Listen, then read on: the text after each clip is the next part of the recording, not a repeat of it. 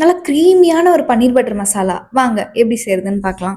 Pan heat ஆனதும் ஒரு 2 table spoon oil சேர்த்துட்டு கொஞ்சம் சால்ட், சில்லி பவுடர், கியூப்ஸா கட் பண்ணி வச்சிருந்த பன்னீரையும் போட்டு ஒரு 2 to 3 மினிட்ஸ் சாஃப்ட் ஆகுற வரை சாட்டே பண்ணிக்கலாம்.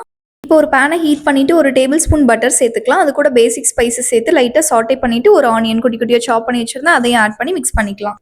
3 தக்காளி அதையும் குட்டி குட்டியா சாப் பண்ணி ஆட் பண்ணிக்கிட்டேன்.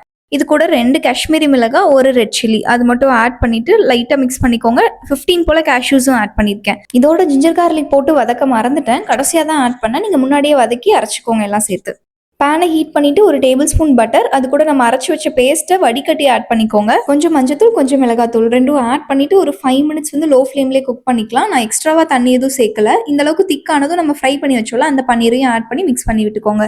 பன்னீர் ஆட் பண்ணி ஒரு 2 மினிட்ஸ் கொதிச்சதும் கசூரி மேத்தி ஆட் பண்ணிக்கலாம். அது கூடவே 3 டேபிள் ஸ்பூன் அளவுக்கு ஃப்ரெஷ் க்ரீமும் சேர்த்துக்கிறேன். அவ்வளோதான், நம்மளோட க்ரீமியான பன்னீர் பட்டர் மசாலா ரெடி ஆயிடுச்சு.